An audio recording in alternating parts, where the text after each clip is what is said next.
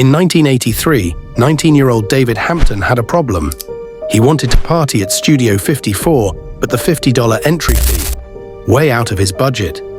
So what does he do? He lies his way in. He confidently walks up to the bouncer and says, "I'm Sidney Poitier's son." Boom, VIP access granted.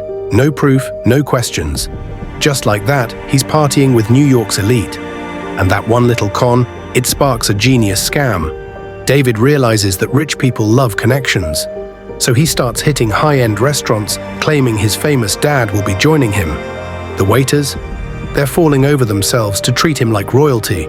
Free meals, the best tables, VIP treatment. And when Poitier never shows, they just assume he got busy. But David takes it next level.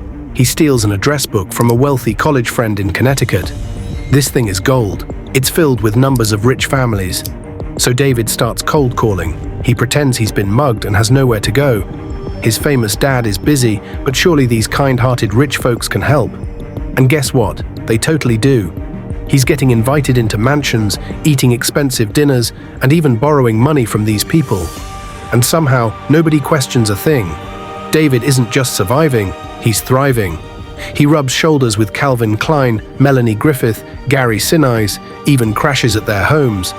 But here's where he messes up. One night, David is staying with the wealthy Elliott family. He decides to sneak in a friend for a little late-night rendezvous. But in the morning, Mrs. Elliott catches him. And here's the plot twist. The Elliots happen to be friends with the Ians, another rich family David scammed earlier. They start talking, connecting the dots. And suddenly, everyone knows the truth. David tries one last con. He apologizes, says it was all a mistake, and invites the Elliots to meet up in Greenwich Village. But Mr. Elliott isn't buying it. He calls the cops. David is arrested, charged with fraud, and ordered to repay his victims. At first, he dodges prison, but when he keeps conning, the law finally catches up. He ends up serving 2 years behind bars.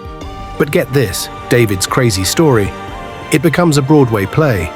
And in 1993, it's turned into a Hollywood movie, 6 Degrees of Separation, starring Will Smith. And that's where things get even weirder.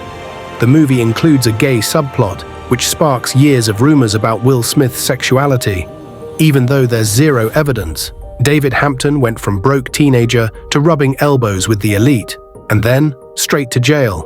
Moral of the story? If you're gonna fake it till you make it, don't get caught.